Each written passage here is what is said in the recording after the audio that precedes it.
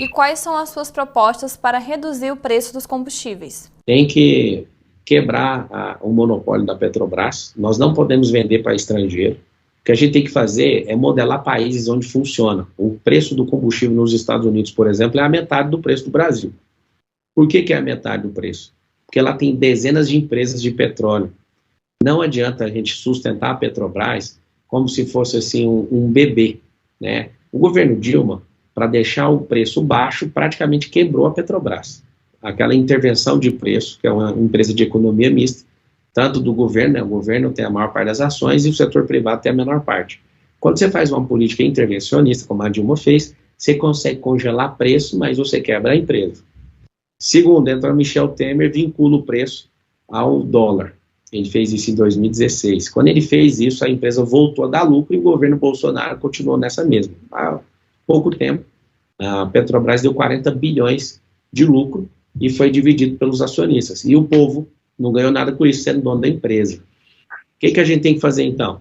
Fazer o modelo da Dilma, fazer o modelo do Bolsonaro? Nenhum dos dois. Aí que entra a diferença que eu Pablo Marçal, tem em relação a esses candidatos.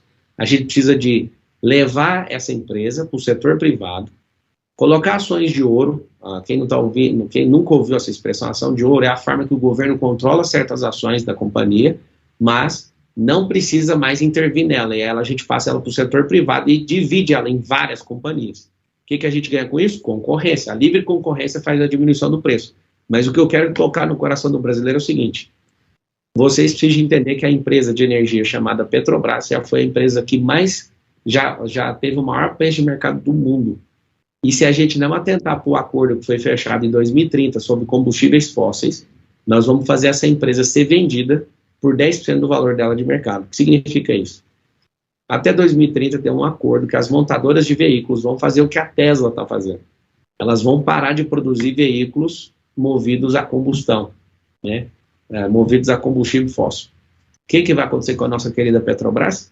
Ao invés de valer os bilhões que ela vale hoje, ela vai valer 10% disso. Isso é muito ruim. Então, se a gente não se antecipar e passar isso para um controle privado, a gente vai perder agora, vai perder em médio prazo e longo prazo. Então, a gente tem que tomar essa decisão agora. A Eletrobras, por exemplo, já foi aprovada no TCU para fazer o mesmo movimento. Você que está assistindo, você tem que saber que a privatização ganha agilidade, ganha livre mercado e quem ganha é o povo. A gente fica parecendo que é dono. Você sabe o que é ser dono da Petrobras? O governo ser dono da Petrobras? É como você ser filho de um rico e seu pai não deixa você nem pegar o carro. Você mora numa casa, mas seu pai não deixa você nem abrir a geladeira. Você mora numa casa, mas seu pai fala para você dormir, sabe onde? Lá no quartinho, lá no fundo. Você não pode sentar na mesa, você não pode sair no carro, você não pode fazer nada. Você não pode comprar uma roupa com o dinheiro do seu pai. Seu pai é rico. Esse é o governo sendo dono da Petrobras. Eu prefiro modelar o estilo americano. E no estilo americano tem dezenas de empresas e eu, no livre mercado, consigo muito bem ter competitividade. Ao invés de pagar R$10 que está na bomba, agora eu vou pagar 5. Entendi. Em quanto tempo o senhor acha que essa privatização vai levar durante o seu governo? Não é a questão da minha privatização ou no meu governo. Tem que obedecer toda a legislação em relação a isso. Aprovado no TCU, acredito que, de forma dinâmica, em menos de um ano isso acontece. A economia brasileira, ela não é um jet ski para você apertar, virar o volante, o guidão, né, do jet ski e já mudar de direção. A economia é um transatlântico, ele não vira de uma vez. Então, coisas que você não acertou há 2 anos atrás, está refletindo agora. A economia, ela vai numa velocidade bem lenta, porque ela é grande, é uma economia de trilhões. Então, não é uma economia de 4 milhões, é uma economia de 4 trilhões. Então, eu imagino que dentro de 2023 isso é possível fazer. E agora falando sobre educação. Um exame realizado pelo Ministério da Educação com estudantes do ensino médio, feito para medir o impacto da pandemia, mostrou que apenas 27% dos alunos acertaram questões de matemática básica, enquanto em relação à língua portuguesa, o desempenho dos estudantes foi inferior a 60%. Quais as estratégias do senhor para reduzir os impactos educacionais provocados pela pandemia?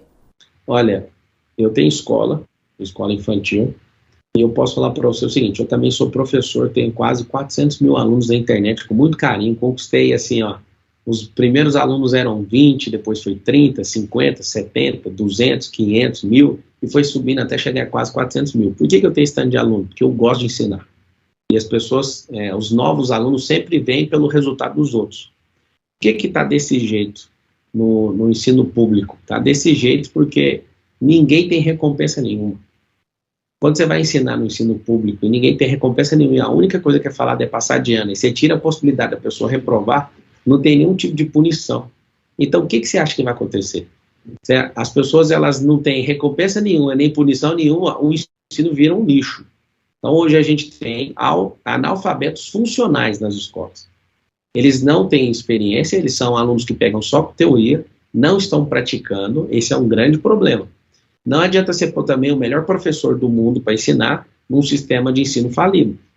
Um ensino onde você, por exemplo, o nosso ensino hoje é pedagógico, até para adulto. Peda significa criança, gógico é aula, né? É ensino, na verdade, é ensinar criança. Na faculdade, no ensino superior, nós temos professores formados em pedagogia. No ensino, aí de novo, alguém vai falar, o Pablo é fã dos Estados Unidos. Não, é porque as coisas funcionam, eles são só a nação mais próspera da Terra, que é onde eu quero colocar o Brasil. Lá, os alunos, eles aprendem, os professores ensinam por andragogia, que é ensinar adulto, por sistema representacional. Então você pensa, você fica 13 anos úteis seguidos estudando numa escola, sendo que não é aplicado em absolutamente nada. Depois você aplica uma prova, não tem recompensa, não tem punição e não tem prática, olha só. Quando você não tem nenhuma dessas três coisas de fato, ninguém vai decorar nada e não tem nenhum porquê estudar. Então a gente está numa geração nem estuda, nem trabalha, não tem recompensa, não tem punição e não tem prática. Não precisa esperar não, esse resultado está até bom. Em relação ao que está sendo entregue, a gente tem que valorizar os professores, a primeira coisa. Eu queria fazer uma pergunta aqui no ar. Por que o juiz que repreende um cidadão, né, que entra na dissolução de algum problema, ou no litígio, ou na briga de um... Aí, no Brasil hoje tem mais ou menos 21 milhões de processos digitais na justiça. Por que o juiz ganha 10 vezes mais que um professor? Sendo que o professor deveria ser a pessoa que mais ganha na sociedade. De todos os profissionais, a gente forma pessoas para produzirem riqueza. Só que a gente paga muito mal um professor, a gente não põe em prática dentro do ensino, então a proposta clara, objetiva e reta vai ter que reestruturar todo o ensino. Aí alguém fala, mas precisa ser muito abrupto. Não, precisa alfabetizar as crianças no ensino infantil, que não é alfabetizado, isso aí é uma perda gigantesca, neurologicamente falando. O cérebro, ele fica aberto, né, a parte cognitiva até o 7º ano para instalar coisas que parece que eles não estão entendendo, mas serve como base. Então, hoje, do 0 aos 6 anos, só está socializando crianças, isso é uma grande perda de tempo. Não que socializar seja ruim, mas não alfabetizar essas crianças, isso é uma perda gigantesca para a nação. Depois do ensino fundamental, ao invés da gente engessar a pessoa para ela pensar o que ela vai decidir para o resto da vida no ensino médio, para passar no vestibular, a gente tem que desenvolver habilidades, multi-habilidades, tem que ensinar inteligência emocional nas escolas, tem que ensinar investimento, tem que ensinar empreendedorismo. No ensino médio, ao invés de falar para ele que a única oportunidade é fazer um vestibular, a gente tem que mostrar, você pode ir para as profissões do futuro, você pode ir para a virtualização, ou então você pode ir para a empresarização, uma grade que ensina as pessoas a abrirem empresas, a darem manutenção nas empresas, a fazer essas empresas crescerem, a serem exponenciais e a produzir um legado, que é uma coisa que o nosso povo, infelizmente, ainda não conhece. Então, sim, precisa reestruturar, tem que tirar a ideologia de dentro de escola, a gente tem que ensinar as pessoas a serem produtivas e não ideológicas, trocar o ensino ideológico pelo ensino lógico, que é o ensino de crescimento, que é isso que vai fazer essa nação prosperar. O que o senhor entende por ensino ideológico? Ensino ideológico é o seguinte, quando você ensina na escola que o Che Guevara, que Fidel Castro, que essa turma produziu algo de bom para o país dele, você está querendo doutrinar as crianças. Eu vou falar por mim, tá? Ninguém me contou. Eu sou aluno de escola pública, a maior parte da minha vida. Eu fui doutrinado a gostar desse tipo de coisa. A mostrar que socialismo é uma saída. Socialismo é uma roubada. Inclusive, produziu a maior roubalheira que já existiu na história do Brasil, com mais de 1 trilhão de prejuízos. O que acontece? A gente vem sendo instruído em ideologia, mas nós não nos tornamos alunos pragmáticos e produtivos. A prova é que a gente tem um sistema que foi construído por pessoas ideológicas que a gente não consegue, de forma nenhuma, produzir, não tem recompensa e não tem punição. Quando você tira punição ou recompensa, você não tem um sistema de crescimento. E aí eu te falo, alguém fala, mas eu não concordo com o sistema de punição. É muito simples. O judiciário é um sistema de punição. O sistema policial é um sistema coercitivo. Os presídios, que tem quase 1 milhão de brasileiros, é um sistema de exclusão. Depois, a gente também não tem sistema nenhum de ressocialização, não existe. Então, a gente está fadado a viver debaixo de ideologia. Por que eles querem ensinar a gente em ideologia? Para o nosso voto continuar sendo um voto de miséria. Quando as pessoas ficam no voto de miséria, pouca coisa que alguém faz, um pequeno ato benevolente, um pequeno ato de bondade, a pessoa fala, vou votar em alguém. A gente percebe que a política quer manter a mentalidade do povo na pobreza. E eu posso falar para você, eu quero um Brasil rico. Então, a pessoa que estiver ouvindo isso, independente de gostar de Pablo Marçal ou não, eu queria te falar, pare de idolatrar políticos, pare de idolatrar pessoas que não querem ver a riqueza da nação. A principal riqueza que o Brasil tem são as pessoas, e elas são tratadas como lixo por muitos políticos. Nós precisamos amar essa nação e amar uns aos outros. A ideologia, Vitória, tem feito o Brasil ficar dividido, não tem um reino que fica dividido que vai prosperar. É por isso que a gente não prospera. O Brasil está envolvido no BRICS, por exemplo. E no BRICS é um grupo econômico do Brasil, da Índia, da Rússia, da China e da África do Sul. O Brasil foi o único que não cresceu no meio desse grupo. É claro que a Rússia, por causa da guerra que está atravessando, perdeu algumas posições, né, por conta de embargos econômicos, mas eu posso te falar que de crescimento, fora esse ponto fora da curva que é a guerra, o Brasil foi o único do grupo que não cresceu. Não cresceu por quê? Porque não interessa para os políticos de hoje, nem o que já foi presidente, nem o que está sendo presidente agora. Entendi. Então, eu sou a favor ou contra o projeto Escola Sem Partido? Eu não conheço ele na totalidade, mas qualquer projeto que faça a escola ficar livre de qualquer ideologia, seja a que for, eu quero que o Brasil seja livre. Sabe por quê? Porque a educação não é da escola. A gente chama o Ministério da Educação de educação pelo nome errado. O Ministério tem que chamar da escolarização. A educação é da família. Quem educa as pessoas são os seus pais, são os seus avós, quem você se submete a eles. O governo ele não tem obrigação de educar as pessoas, ele tem a obrigação de escolarizar as pessoas. Depois, a gente vai implementar a empresarização. Então, o que tiver na escola atrapalhando o fluxo de produtividade nacional tem que ser arrancado o mais rápido possível. Por quê? Porque virou palanque partidário. Não só as escolas, mas as faculdades. Só para você ter uma noção, vou te dar uma informação. No governo da redemocratização para cá, o presidente com maior quantidade de títulos, o mais acadêmico de todos, chama-se Fernando Henrique Cardoso. Né, já passou dos seus 90 anos. Grande Fernando Henrique. Fernando Henrique foi o que menos fez faculdade da redemocratização para cá. O mais estudado fez menos. E o que não estuda, não lê um livro, é quase analfabeto. É bom para falar, mas não sabe nem escrever, que é o Luiz Inácio Lula da Silva. Ele fez num governo 18 faculdades federais, universidades, eu quero dizer. Por que eu estou falando isso? Qual que é o intento dele? Ele quer realmente que as pessoas estudem ou ele quer continuar a potencializar na ideologia que ele fica apregoando para todo lado? É só você dar um Google, uma pesquisa no YouTube, você vai entender que a volta dele é para continuar um projeto ideológico, não um projeto de Brasil. Tanto é que ele não aponta crescimento do Brasil, não fala sobre o Brasil, fala sobre ajudar outros governos que são vermelhos. Seguindo essa linha de raciocínio, vamos fazer um jogo rápido. Falarei sobre alguns temas e o senhor responde brevemente qual a sua percepção sobre o assunto e se é a favor ou contra. O senhor é a favor ou contra uma flexibilização da lei que permite o aborto? Não precisa discutir isso, porque já é liberado, né, em certos casos. Agora, eu vou propor o Código Penal ser reformado, ele está fazendo 80 anos, nós vamos trocar, eu sou jurista por formação, tá? Não segui carreira, eu sou bacharel em Direito e posso falar para você o seguinte, tem que trocar o nome aborto, que as pessoas perderam a referência de significado. O significado de aborto não é igual abortar um projeto, é matar uma pessoa indefesa. Então, você pediu para responder breve, mas é um assunto que não cabe uma resposta breve. Eu falo para todo mundo, se você quer abortar, não peça para nós, o povo brasileiro, manchar a bandeira do Brasil, que é essa bandeira bem aqui, ó.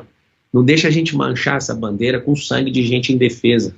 Vai lá para a Argentina, que tem 65% de inflação, vai lá para a Argentina que eles liberaram, aí você mata um brasileiro lá na Argentina. Agora, a gente precisa defender as mulheres de agressão, a gente precisa defender as mulheres de todo nível, né, de toda maledicência que homens canalhas produzem contra elas. Já existe previsão no judiciário, tem jurisprudência que trata as exceções. Isso aqui não vai virar regra no país. Eu sentado na cadeira de presidente da República ou não, Eu não vou admitir isso. Como cidadão, eu falo para vocês, a gente nunca vai manchar a bandeira do Brasil. Eu tenho 4 filhos, e eu lembro que o meu primeiro filho, eu tive um diagnóstico que ele não ia nascer, ele ia ser abortado, e eu posso falar para você, a dor que é você não poder ter seu filho. Imagina você que não teve essa oportunidade. Meu filho venceu todo o diagnóstico que alguém deu para ele, o médico deu. Hoje ele tem 8 anos de idade, e interessante que quem quer abortar é alguém que está vivo, né? Eu queria ver uma pessoa contar uma história, ela não vai conseguir contar a história se ela for fruto de um aborto. Então, não seja covarde com quem não tem como se defender. Então, o senhor é a favor de manter as exceções previstas em lei em relação à interrupção da gravidez? Eu não sou a favor de manter, mas esse não é um tema de discussão. Mas já que conquistaram isso, isso já é uma forma do judiciário de ajudar em caso de exceção. O senhor é a favor ou contra a legalização do uso recreativo da maconha? A maconha está comprovado que quimicamente destrói neurônio, né? Então ela atrasa o desenvolvimento cerebral, ela faz a pessoa ficar mais lenta, e isso acaba com a produtividade do país. Então, eu não sou a favor, nunca serei a favor. Eu sou a favor da liberdade. A pessoa quer usar o que quer, é problema dela. Agora, usar do Estado para liberar uma coisa que vai diminuir a produtividade do país, você vai me ver também 100% contra. O senhor é a favor ou contra cotas para minorias em universidades? Eu sou a favor de cotas e eu quero incluir nas cotas os pobres, que são mais de 100 milhões de pessoas. Então, sou a favor, sim, de cota, desde que tenha os pobres lá, independente de raça, religião, cor, sexo ou o que for. Para continuar a cota, tem que colocar os pobres lá, porque o governo é dos menos favorecidos. O senhor é a favor ou contra privatizar o Banco do Brasil ou a Caixa Econômica Federal? Olha, eu acredito que se você colocar uma gestão profissional nesses bancos, a gente não precisa de privatizá-los. O que a gente precisa é estimular empresários no país, o setor privado, a abrir bancos. Vou te falar por quê. Então, a nação, a mais poderosa da Terra, tem 10 mil bancos no sistema econômico dele, sistema financeiro. O Brasil tem 150, mas só tem 6 grandes bancos que dominam a nação, e com lucratividade multibilionária em dólar. O que a gente precisa não é preocupar em privatizar. O que a gente precisa é modernizar e digitalizar, porque o que a gente gasta com infraestrutura de Caixa Econômica e Banco do Brasil não está escrito nas estrelas. O que a gente precisa é seguir os caminhos de banco digital, e começar a recuar com infraestrutura, que tem gastado muito dinheiro público, e esses 2 bancos ajudam a financiar o crescimento do país, né? Inclusive, eu sentado na cadeira de presidente da República, vou fazer expediente tanto com o superintendente do Banco do Brasil como da Caixa para liberar projetos, e eu serei conhecido como o presidente que mais tocou obra na história desse país. O senhor é a favor ou contra as regras das leis trabalhistas, a CLT? CLT foi feita em 43, né, na década de 40 por Getúlio Vargas. Naquela época foi um grande avanço. Só que se eu ligar para qualquer empresário amigo meu que tem empresa em qualquer continente, ninguém quer vir para cá. Por quê? Porque é tanta regra, que é tanta burocracia na contratação, é tanto direito que ninguém sabe o direito. Então fica embolado, né? O que a gente tem que fazer? Em 2016, o Michel Temer ele fez uma mini reforma trabalhista, com 293 tópicos na reforma. Foi muito boa a reforma, foi liderada por um juiz federal lá de Curitiba, o Marlos Melec. Teve um grande avanço, inclusive o Luiz está prometendo revogar isso. Isso fez com que a gente gerasse oportunidade de emprego. O que é o principal direito que a gente tem que deixar claro para todo mundo, todo trabalhador? É ter emprego. Você vai olhar para legislações mais modernas, lá contempla o seguinte: toda a normatização do sistema trabalhista cabe numa folha de A4. A nossa precisa de 20 mil folhas para imprimir a legislação. E muita gente nem sabe o que se trata. Então a gente não precisa de criar uma reforma, a gente precisa refazer isso. Eu vou explicar para você olhando para outra lei. Em 1916 era o Código Civil nosso, de Clóvis Bevilacqua. Ele só foi reformado em 2002. O Código Penal é de 40, Getúlio Vargas. Vai fazer agora, está fazendo agora 80 anos. A legislação trabalhista também, 80 anos. Não faz sentido a gente não reformar. Para um país continuar avançando, de tempos em tempos, a gente tem que reformar. A Constituição Federal já foi reformada 7 vezes, com novas constituintes. A gente precisa, nesses próximos 10 anos, antes de virar 2030, ter uma nova Constituição Federal, ter um novo Código Penal. A gente precisa de atualizar esse país, senão a gente não avança.